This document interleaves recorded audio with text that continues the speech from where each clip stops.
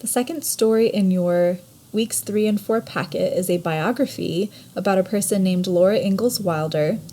I find it easiest to look at the last page with this story because it tells you everything that you need to be able to do by the end of reading this whole story. There's not really anything specific that it asks you to do while you're reading, but I think that if you know what the target skill is, then you'll know what you're supposed to be looking for while you're reading. So if you look over here, the target skill is that you're going to name a topic's key ideas and supporting details. Now over here, they've already started making you a graphic organizer, and they've already filled in what the main idea is of this text, which they said that the main idea is that the Ingalls faced many hardships. So your job while you're reading is to be looking for at least 4 details that supports that thought that they have faced many hardships. Now a hardship is just a lot of struggle. They've had hard times. So you need to find at least 4 different examples of that family going through hard times.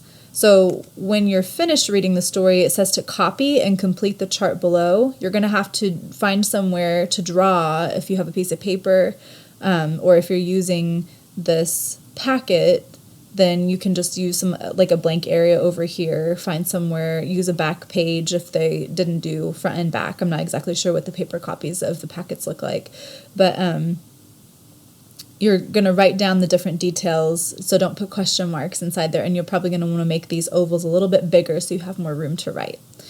After you have read the story, I would underline those details while you're reading, and then you can go back and fill in those details to support that main idea. Then you're also going to have a writing assignment.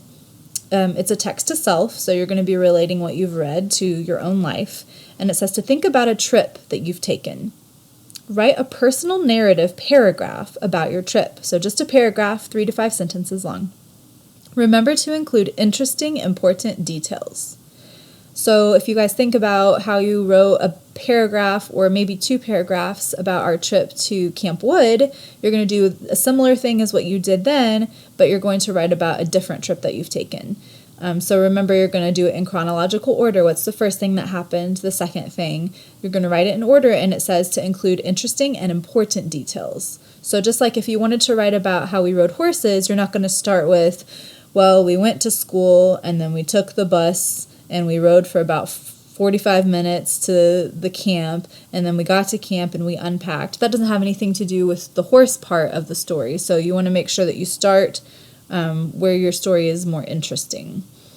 And then while you're reading, you should also be visualizing. So practice making pictures in your head, reading the words that are descriptive in the story, and then kind of making a movie go on in your head. There are some vocabulary words that you can keep an eye out for, and while you're reading, just try to figure out what they mean using context clues. You don't necessarily have to write anything for that.